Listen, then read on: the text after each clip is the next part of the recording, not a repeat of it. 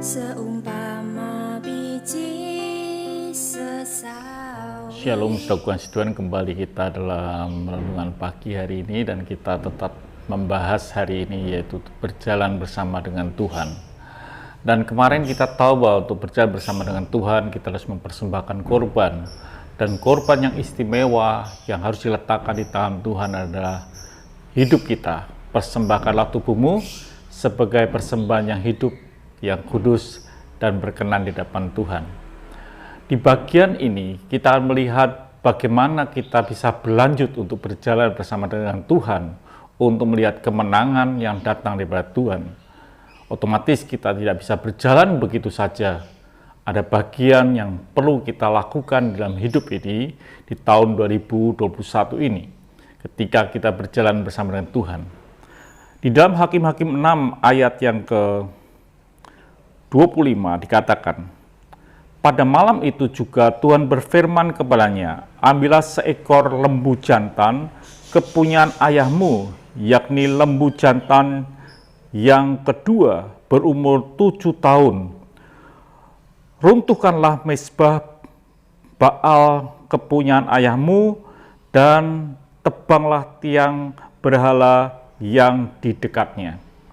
Ternyata saudaraku yang kasih Tuhan, untuk berjalan bersama dengan Tuhan, kalau kita meletakkan hidup kita di dalam tangan Tuhan, ada bagian yang perlu terjadi dalam hidup kita, yaitu kita harus menyingkirkan, memperbarui sebuah hubungan kita dengan Tuhan, yang artinya bahwa ketika kita meletakkan hubungan kita dengan Tuhan secara baik, maka kita pun harus menyingkirkan segala berhala. Tidak ada ilah lain, tidak ada Baal lain, tidak ada tiang-tiang lain yang ada di sekitar kita. Hanya kita dengan Tuhan. Itu sebelum Gideon berangkat untuk mendapat kemenangan, untuk membebaskan bangsa Israel dari orang Midian. Ada bagian yang perlu kita lakukan, yaitu menyingkirkan segala korban-korban yang tidak layak di hadapan Tuhan. Tidak ada ilah lain dalam perjalanan bersama dengan Tuhan, supaya kita mendapatkan kemenangan yang datang dari Tuhan. Sehingga Tuhan berkata bahwa kita harus membangun satu mezbah bagi Tuhan, dan tidak ada mezbah lain, yang lain harus diruntuhkan.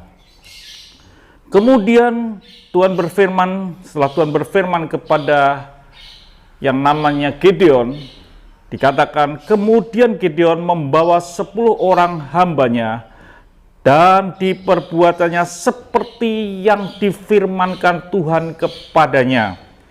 Jadi saudaraku kasih Tuhan, Gideon melakukan seperti yang difirmankan Tuhan.